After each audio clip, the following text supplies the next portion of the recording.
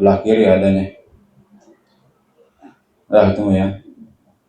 Bismillahirrahmanirrahim. Wa an yajlisa lil istirahati ba'da sajdatis saniyati fi raq'atil lati yaqumu min sujudiha. Masih meneruskan tentang sunnah-sunnah hayat yang kemarin jumlahnya ada 60 ya. Ada 60 banyak ya. Hampir pengen habis 40, bukan 60, 40. Ini masih terusannya. Apa terusannya? Dan hendaklah bahwa dia duduk untuk istirahat setelah sujud yang kedua pada rakaat yang adalah ia bangun dari sujudnya. Ya, ini barangkali juga menjadi rahmat buat kita. Ya, rahmatnya apa? Barangkali kalau kita sholat atau yang orang yang udah lanjut umur, udah tua begitu, nggak bisa merhatiin sholat, misalkan begitu langsung cepat aja, sujud langsung bangun, kan perlu ada ancang-ancangnya dulu, sendi-sendinya.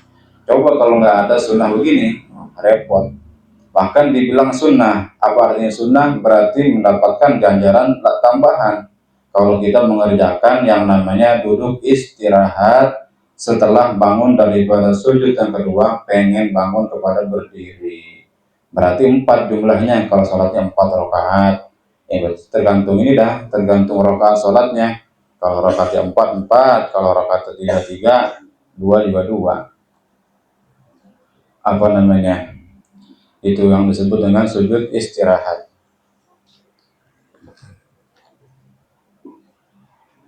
Ya, ini apa namanya merupakan sunnah dalam mazhab kita, mazhab Syafi'i dan mazhab ada lagi ulama lain, Imam Abu Hanifah yang mensunnahkannya. Karena ini Nabi begini sholatnya. Nabi itu tatkala sholat pengen bangun kepada berdiri setelah sujud yang kedua, beliau duduk istirahat. Ini boleh dipakai kalau tarawih juga dah ya, tarawih kan lama tuh atau cepat, atau yang sholatnya lama kan misalkan pakai baca Quran itu kan lama diri itu pukul mau apa begitu, bos bangun biar mau bangun lagi ke rakaat yang kedua ya ngasul dulu bentaran ya, barang 5 detik begitu, jangan lama, orang terbatal sholatnya karena bukan termasuk rukun yang panjang, rukun yang pendek. Jadi duduk istirahat disuruh, sunnah juga namanya. Kemudian apa lagi? Wa an ya'tamida biyadaihi 'alal ardi indal qiyami, dan bahwa ia berpegangan dengan kedua tangannya di atas tanah ketika mau berdiri ya. Jadi tangannya lah yang menjadi penopang daripada seluruh anggota badannya. Ya, sebab kalau nggak begitu takutnya pas begitu yang angkat duluan lutut, kalau lagi kurang enak punggungnya bisa nungsuk ke depan. Makanya pakai tangan dulu disuruhnya buat bantuin nekenin tuh seluruh anggota badannya. Kalau langsung bangun pakai lutut, kalau yang pegangan kurang enak, nungsuk ke bawah. Jadi gitu cara sunnahnya, dipegang kedua tangannya untuk ya membangunkan seluruh anggota badannya untuk berdiri.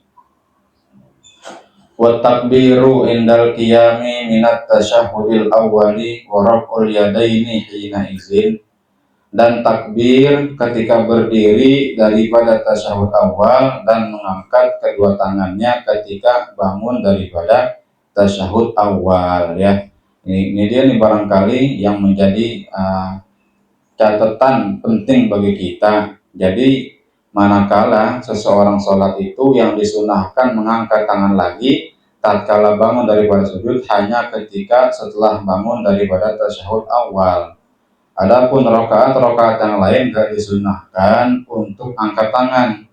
Ya, jadi jangan tiap habis bangun daripada sujud angkat tangan. Ya nggak apa-apa sih, tapi nggak ada ganjarannya gitu. Kalau mau ada ganjaran ya ini prakteknya ini aja dah. Kalau bangun daripada tasyahud awal baru Allahu Akbar, angkat tangan lagi. Karena begitu adanya ya, diperintahkannya mengangkat tangan lagi tatkala bangun daripada tasyahud awal. Ini bagi sholat yang berlaku ada tasyahud awalnya, berarti subuh nggak berlaku karena subuh nggak ada tasyahud awalnya. Berarti semua sholat selain subuh itu ada tasyahud awal, habis itu barulah kita angkat kedua tangannya, tangan kita maksudnya. Kemudian wal iftirasyu fit tasyahudil awwali, dan duduk iftirash pada duduk tasyahud awal. Jadi iftirash berlakunya pada tasyahud awal, tawarruk berlakunya bagi tasyahud akhir. Disebut iftirash karena ya pertama dia setelah gerakannya akan ada gerakan lagi, itu adalah gerakan daripada rakaat setelahnya. Dan juga duduk iftirash disebut karena kaki kanannya yang ditegakin, kaki kiri yang direbahin, sebagaimana kita sholat itu namanya iftirash. Kalau tawarruk itu adalah duduk yang tidak diikuti setelahnya gerakan lagi, karena langsung habis sholat, salam, assalamualaikum warahmatullah, maka tawarruk. Atau juga disebut tawarruk karena kaki kiri kita itu berada di bawah paha kanan menjalar keluar, kaki kanan kita ke atas tegakin. Atau emang istilahnya aja emang disebut iftirash dan tawarruk, itu istilahnya begitu. Iftirash tegak, tawarruk ada condongan dikit ke arah kiri.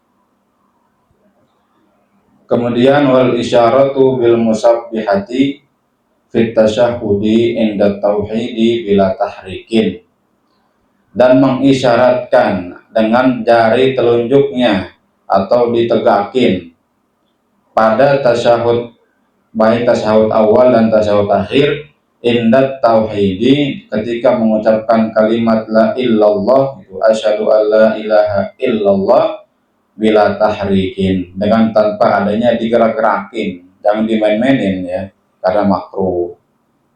Di sini ulama membuat ya sebuah pernyataan tentang kenapa kita diperintahkan untuk mengangkat kedua tangan, mengangkat telunjuk maksudnya, tatkala mengucapkan illallah.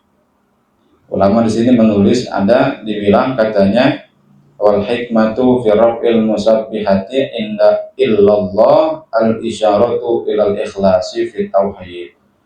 Jadi hikmah kita disuruh mengangkat telunjuk kita ketika mengucapkan illallah itu mengisyaratkan kepada pemurnian pada tauhidnya.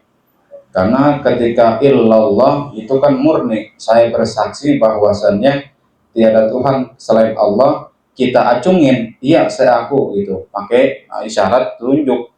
Asyhadu alla, saya bersaksi bahwasannya tiada Tuhan selain Allah. Tunjuk kita sembari mengiyakan, sembari mengisyaratkan, diangkat sebagai pengakuan bahwasannya kita ikhlas dalam bertauhid. Itu hikmah yang pertama. Yang keduanya adalah tahqiqil wahdaniyah lillah, membenarkan dalam hati kita bahwasannya keesaan itu hanya milik Allah. Kalau kita di absen sama orang, kita misalkan lagi di sekolah atau di kantor begitu, kalau dulu di sekolah absen, misalkan fulan hadir pak, itu kan sebuah pernyataan kita tuh ada, gitu. Nah ketika kita mengucapkan atau mengisyaratkan telunjuk kita tatkala kalimat illallah pada tasyahud, berarti kita juga menyatakan bahwasannya Allah itu esa. Kayak orang absen, misalkan Ahmad hadir pak, gitu, Maryam hadir pak, itu kan berarti menyatakan dia ada, itu. Nah ketika kita tadi tuh hikmahnya mengisyaratkan telunjuk ketika mengucapkan kalimat illallah pada tasyahud, mengisyaratkan kita menyatakan bahwa Allah itu yang maha esa, namanya tahqiqul wahdaniyah lillahi ta'ala. Nah, ini pandangan ulama gitu, ada ulama yang seperti itu pendapatnya. Adapun secara asalnya itu merupakan perkara yang emang udah dituntut dalam syariat. Jadi jangan digerakin tatkala mengucapkan atau diangkat telunjuknya. Bagaimana digerakin? Ya makruh. Nanti jadi nggak fokus. Karena kemarin yang sudah bilangin bahwasannya tatkala kita sholat, seluruh gerakan atau seluruh rakaat itu kita melihat ke bawah, ke tanah, ke tempat sujud kita, kecuali tasyahud akhir atau awal kita pindah penglihatannya bukan lagi ke tanah, tapi ke telunjuk kita yang lagi ngangkat. Adapun seluruh gerakan lagi diri, lagi ruku, begitu, ke tanah ngelihatnya, ke tempat sujud kita. Kecuali ketika tasyahud, baik awal ataupun akhir, pindah penglihatannya ke telunjuk kita yang lagi menyatakan bahwasannya Allah itu yang Maha Esa atau kalimat tauhidnya. Kalau digerak-gerakin nggak jadi fokus tangan kita digerak-gerakin, jadi nggak fokus pikiran kita. Jadi tanpa digerakin. Kemudian wa yaj'alu sababata fi halil isyarati munhaniyatan, dan ia menjadikan jari telunjuknya ketika isyaratnya, ketika kalimat tauhid munhaniyatan, diangkat sedikit, jangan tinggi-tinggi. Ya begitu aja, sekedar angkat aja udah. Itu namanya inhina, condong sedikit. Ya. Ntar ada di bawah itu tentang tata cara bagaimana kondisi atau keadaan caranya kita posisi tangannya ketika tasyahud. Yang pertemuan sebelumnya juga sudah pernah jelasin di sini bahwasannya tangan kita tatkala udah tasyahud udah genggam duluan, jadi udah ancang-ancang duluan sebelum yang namanya diangkat. Kemudian watawarruku fi julusin la yaqibuhu harakatun. Kemudian duduk tawarruk, ya, ini ketika tasyahud akhir, pada duduk yang tidak diikuti oleh sebuah gerakan lainnya. Bagaimana kalau ada gerakan? Berarti bukan tawarruk, namanya iftirash. Fa in aqabahu harakatun iftarasha. Maka kalau masih diikuti oleh sebuah gerakan itu duduk, dinamakan bukan duduk tawarruk, tapi namanya duduk iftirash. Wa an yada'a fit tasyahhudi yadayhi ala fakhizaihi wa an yakbidu asabi'ahu yadahu yumnah illal musabbihata, dan bahwa dia menaruh pada tasyahud akan kedua tangannya di atas dua pahanya, dan bahwa ia menggenggam akan jari-jari tangannya yang kanan kecuali jari telunjuknya. Jadi begitu bangun Allahu Akbar, lagi tasyahud awal lagi tasyahud akhir, tangan kita udah genggam duluan sebagai ancang-ancang. Manakala nanti mengucapkan kalimat tauhid illallah, udah gampang angkatnya, nggak usah pakai dibentuk lagi karena udah dibentuk duluan. Yang kemarin posisinya adalah seperti angka 53 huruf Arab. 5-nya adalah buletan daripada antara jempol dan telunjuk. Ini 5 begini dikata 5. 3-nya adalah karena 3 jari ini, jari tengah, jari manis sama kelingking. Jadi jangan begini semua, jangan kayak orang mau ngopok, kayak orang menunjuk, jangan juga. Jadi kecuali telunjuknya yang dibiarin aja, dia nggak digenggam. Tapi jangan diangkat dulu, karena diangkatnya nanti pas mengucapkan illallah. Itu tata cara. Kemudian wa ta'awuzu min azabil qabri wa nahwihi ba'da tasyahhudil akhiri ma'a ikmalihi, dan ia memintakan perlindungan setelah mengucapkan bacaan tasyahud akhir daripada azab kubur dan seumpamanya setelah tasyahud akhir beserta bacaannya. Jadi disunahin tatkala kita habis rapi baca salawat Ibrahimiyah itu fil alamin innaka hamidum majid, minta perkara-perkara yang sekiranya kita dilindungi daripada siksa, dilindungi daripada siksa kubur, minta keridhaan daripada Allah. Sekurang-kurangnya kita minta Allahumma inni as'alukal jannah wa a'udzubika minan nar, itu sekurangnya. Karena Nabi begitu. Nabi tatkala diceritakan oleh sahabat yang namanya Abu Soleh, sahabat, dia bertanya sama Nabi, ya Rasulullah, apa yang kau ucapkan tatkala doa setelah tasyahud akhir? Apa kata Nabi itu? Menjawab kepada sahabat Abu Soleh, qala, kata Nabi, atasyahhadu wa aqulu Allahumma inni as'alukal jannah wa a'udzubika minan nar. Wahai Abu Soleh, saya kalau tasyahud habis rapi bacaannya, saya tambahin lagi doanya. Apa doanya? Allahumma inni as'alukal jannah wa a'udzubika minan nar. Ya Allah, saya minta kepadamu surga dan saya minta perlindungan kepadamu daripada azab neraka. Itu sekurang-kurangnya. Nanti ada lagi doa tambahannya, ya muqallibal qulub sabbit qalbi ala dinik wa ta'atik.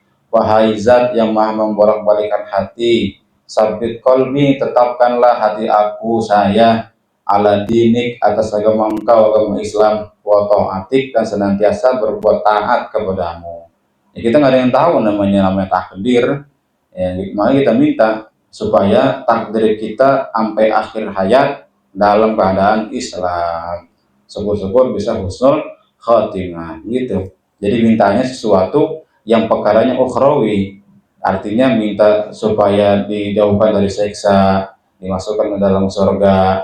Bagaimana kalau mintanya urusan dunia? Ya boleh juga. Ya, ini Imam Syafi'i, Imam kita gitu. Boleh, nggak apa-apa, tapi pakai bahasa Arab, jangan pakai bahasa yang lain gitu. Apalagi kita apa doanya, misalkan Allahumma rizqni rizqan halalan katsiran, boleh juga itu.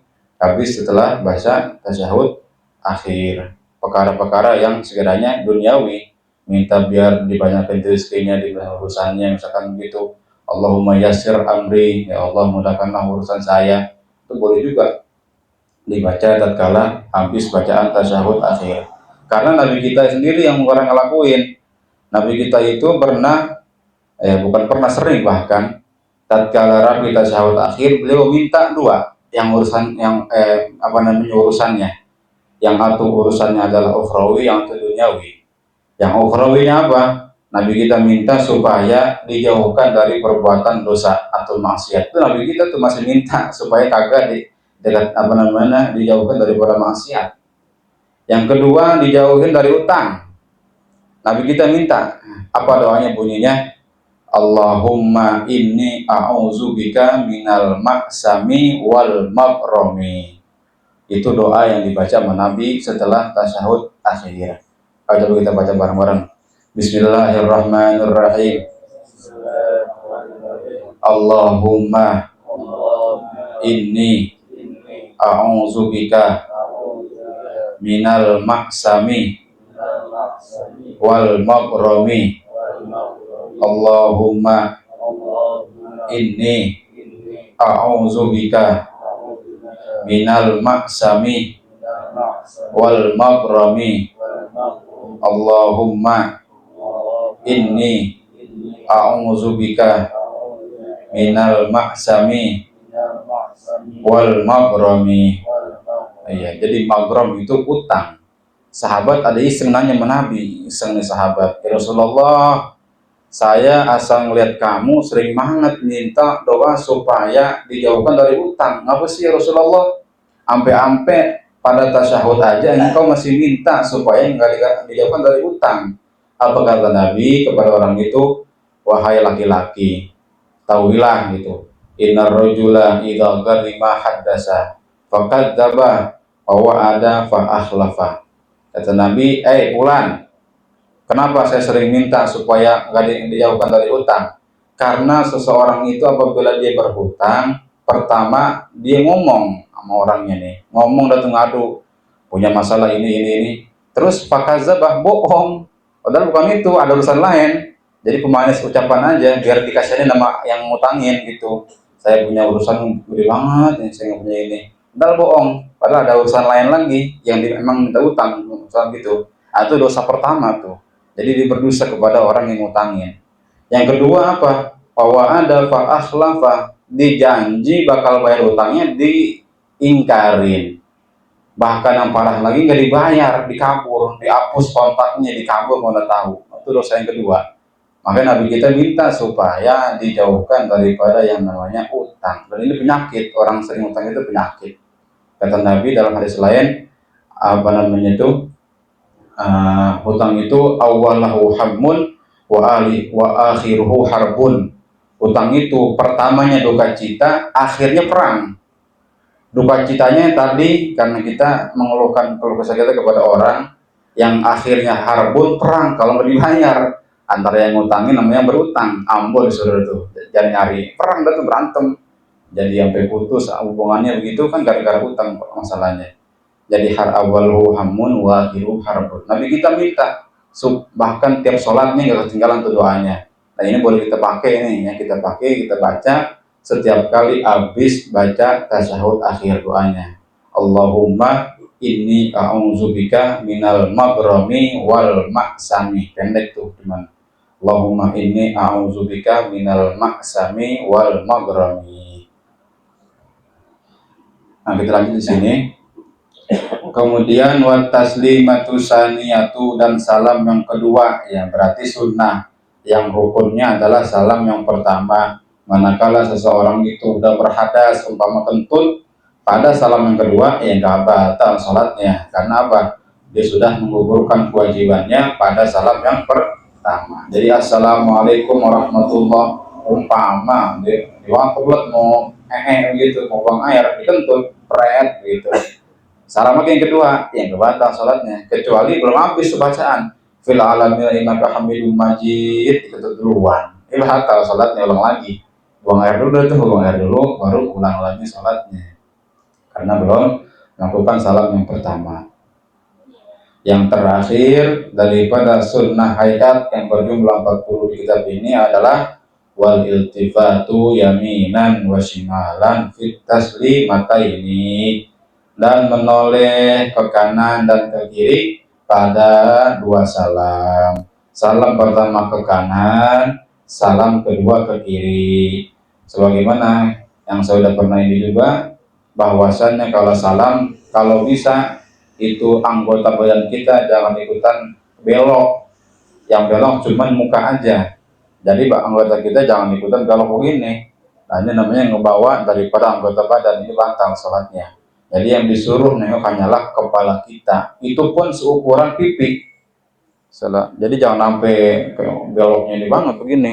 Itu mau kayak orang mau ketemuan. Jadi setengah aja. Sekira-kira makmum ngelihat pipis si imam. Nah, kita lihat yang bisa kadarin bagaimana. Jadi nggak usah terlalu belok ke kanan, nggak usah terlalu belok ke kiri. Sedang-sedang aja. Assalamualaikum warahmatullah. Assalamualaikum warahmatullah.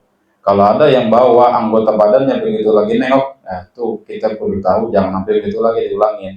Atau yang dulu-dulu pernah kerjain begini, sekarang jangan kerjain lagi dah. Harus tahu itu bisa batalin sholat. Wallahu a'lam bishawab. Oh yang bagi